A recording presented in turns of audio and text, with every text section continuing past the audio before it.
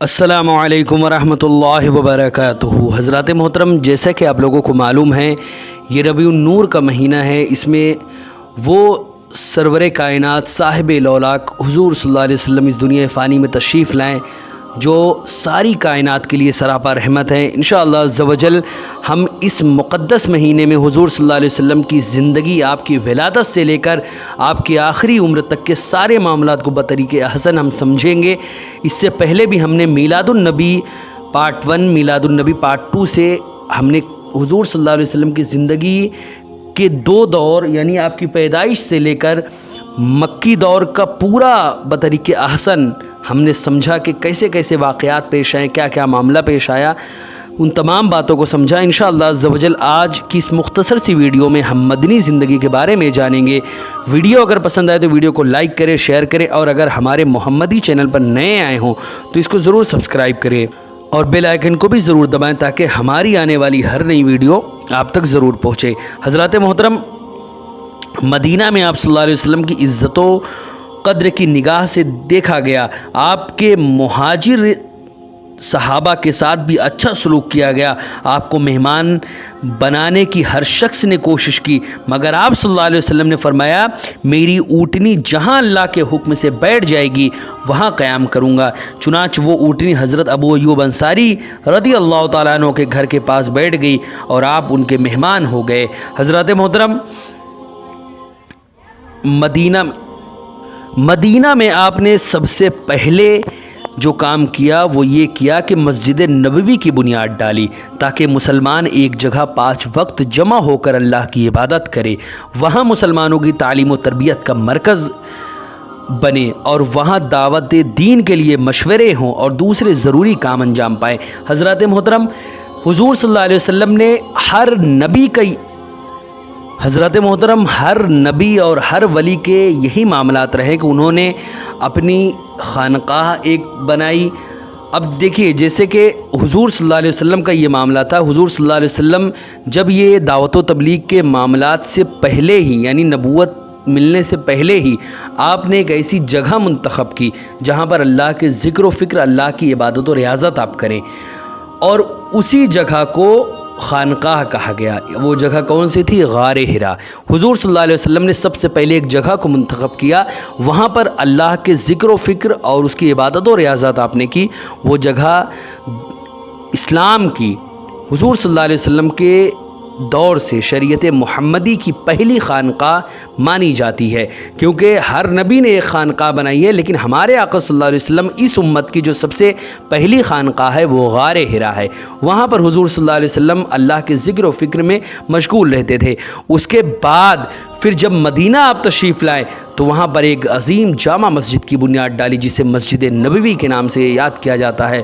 وہاں پر آپ نے اس مسجد کی جو بنیاد ڈالی تھی وہ اسی لیے مسجد کی بنیاد ڈالی تھی کہ وہاں پر نماز بھی پڑھی جائے، تعلیم و تربیت کے بھی کام ہو، مزید اسلام کے جتنے بھی معاملات ہو سب وہاں پر طے پائیں اور سبھی کام وہاں پر انجام پائیں۔ حضرات محترم، اس کے بعد آپ نے مکہ سے آئے ہوئے مہاجرین اور مدینہ کے انصار میں مواخات کرائی، یعنی ایک کو دوسرے کا بھائی بنایا تاکہ اسلامی برادری کو تقویت ملے اور سب مل جل کر روحانی اور سماجی زندگی کی تعمیر میں حصہ لے سکے اور مہاجرین کو اپنا وطن چھوڑنے کا احساس بھی کم ہو۔ مواخات کے پہلے اجتماع میں تقریباً 90 افراد شریک تھے۔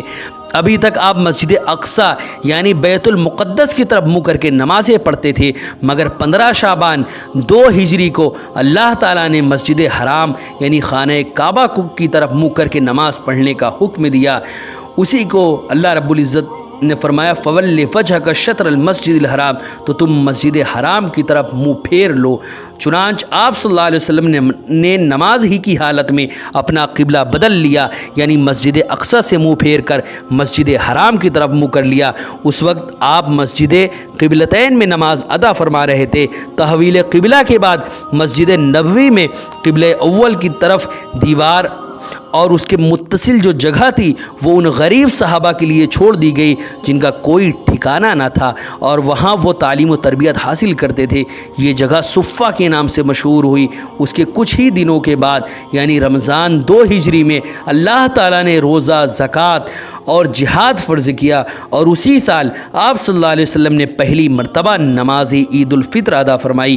یہ عید جنگ بدر کی کامیابی کے بعد ادا کی گئی، اس لیے مسلمانوں کی خوشی اور مسرت دو بالا تھی۔ اس کے 2 ماہ بعد رسول اللہ صلی اللہ علیہ وسلم نے عید الاضحیٰ کا جو واقعہ ہے، عید الاضحیٰ کی نماز پڑھائی اور قربانی کی۔ یہ اسلام میں عید الاضحیٰ کی پہلی نماز تھی۔ اسی سال محمد عربی صلی اللہ علیہ وسلم نے اپنی چھوٹی صاحبزادی حضرت فاطمہ کا نکاح حضرت علی کے ساتھ بھی کیا تھا۔ حضرات محترم، دوسری طرف آپ صلی اللہ علیہ وسلم نے مدینہ اور اس کے بسنے والے لوگوں، خاص طور پر یہودیوں سے معاہدے کیے تاکہ پرامن طور پر مدینہ میں اسلامی معاشرہ اور ریاست قائم ہو سکے اور بیرونی حملہ آوروں کا مل جل کر مقابلہ کیا جا سکے۔ اس سلسلے میں آپ صلی اللہ علیہ وسلم نے 52 دفعات پر مشتمل ایک دستور بھی تحریر فرمایا۔ اسی کے ساتھ آپ صلی اللہ علیہ وسلم نے آس پاس کی آبادیوں میں اسلام کی دعوت کا کام اپنے اصحاب کے ذریعے کرنا شروع کیا، جس سے اسلام لوگوں کے دروازوں اور دلوں تک پہنچنے لگا۔ بہت سے لوگ مسلمان ہوئے اور بہت سے لوگ دور دراز سے وفد کی شکل میں آپ صلی اللہ علیہ وسلم کے پاس آئے اور مشرف با اسلام ہو کر اپنے قبیلوں میں واپس جا کر اسلام کی دعوت کی توسیع و اشاعت میں حصہ لیتے۔ اس کے علاوہ مشرکوں سے چھوٹے چھوٹے معرکے بھی ہوئے، جیسے غزوہ بنو قینقاع، غزوہ سویق، غزوہ غطفان، غزوہ نجران وغیرہ۔ ایسے کئی سارے غزوات بھی واقع ہوئے۔ حضرات محترم، اب ہم انشاءاللہ عز و جل اسلام کی جو سب سے مشہور و معروف جنگیں ہوئی ہیں ان میں سے چند جنگوں کے بارے میں ہم انشاءاللہ عز و جل ذکر کریں گے، جس میں حضور صلی اللہ علیہ وسلم بنفس نفیس آپ نے شرکت کیا، اور وہ جنگ بطریق احسن مسلمانوں نے اس کو فتح کیا۔ ان میں سب سے پہلی جنگ جو ہے وہ جنگ بدر ہے، پھر جنگ احد ہے۔ انہی سب جنگوں کے بارے میں انشاءاللہ عز و جل ہم جانیں گے۔ حضرات محترم، مدینہ میں اسلام کی ترویج و اشاعت اور مسلمانوں کی عزت افزائی دیکھ کر مکہ کے مشرکین بوکھلا گئے، اور انہوں نے مدینہ کے سرداروں کو یہ مشورہ دیا کہ وہ مسلمانوں کو نکال کر باہر کر دے۔ انہوں نے دھمکیاں بھی دی کہ اگر وہ ایسا نہیں کریں گے تو ان کو خانہ کعبہ میں داخل ہونے نہیں دیا جائے گا۔ اس کے جواب میں مدینہ کے شرفا نے کہا کہ اگر مکہ میں ان کو داخل ہونے سے روکا گیا تو وہ مکہ کے تجارتی قافلوں کو شام کے لیے مدینہ سے گزرنے نہیں دیں گے۔ اس جواب سے مایوس ہو کر کفار مکہ نے مسلمانوں کے خلاف خود ہی محاذ جنگ کھول دیا، راہ زنی اور چھاپہ مار کاروائیاں شروع کر دی، مگر رسول اللہ صلی اللہ علیہ وسلم کے مقرر کردہ گشتی دستوں نے ان کی چالوں کو ناکام بنا دیا۔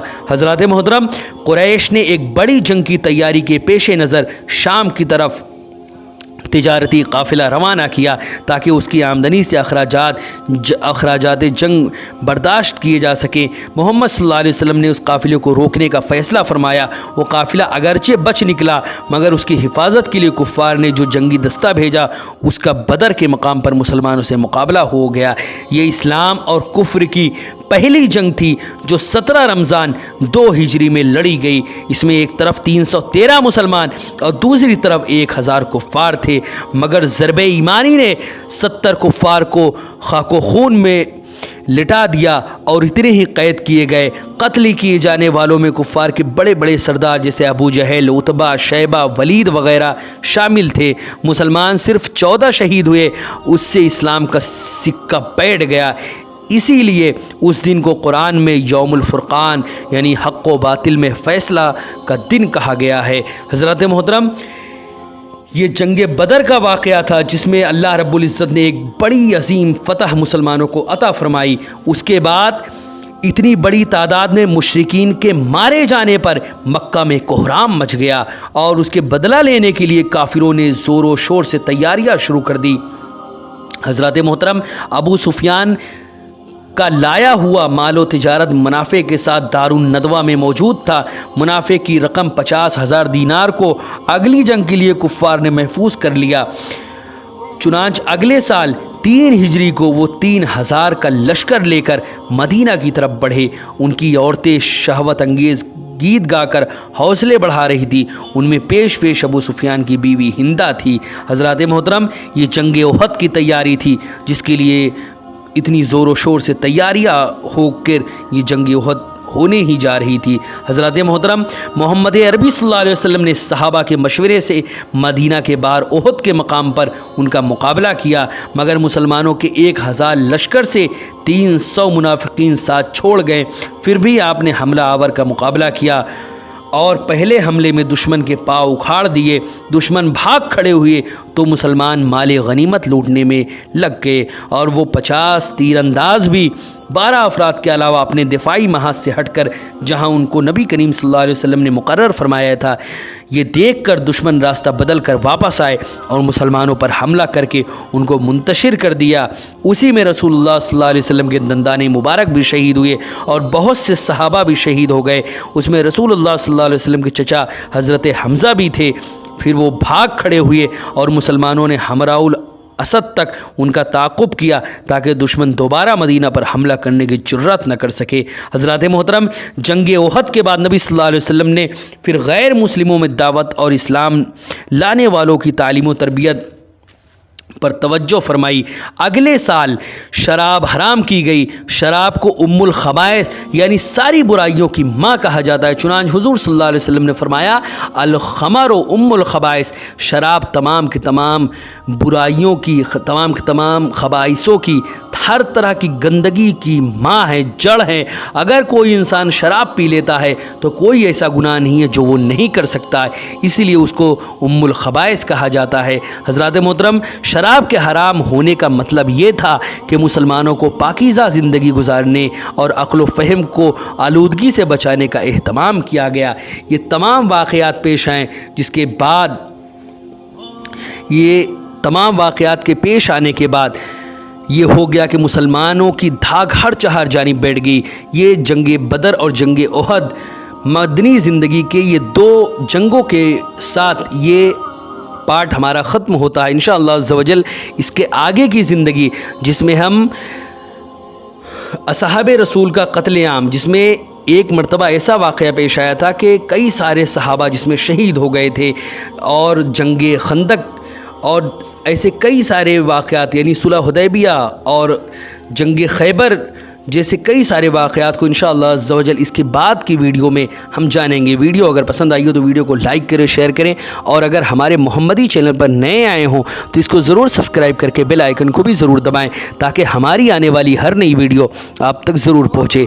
हज़रात मोहतरम, आपसे गुजारिश है कि हमारे चैनल पर जो भी वीडियोज़ हैं उनको अपने व्हाट्सएप के हर नंबर और हर ग्रुप में शेयर करें ताकि ज़्यादा से ज़्यादा लोगों तक अल्लाह और रसूल का पैगाम पहुँचे, और हर एक अल्लाह और रसूल का पैगाम पर अमल करके अपनी ज़िंदगी को मुनव्वर व मुजल्ला करे और आपको सवाब जारिया की सूरत में क़यामत तक उसका सवाब मिलता रहे।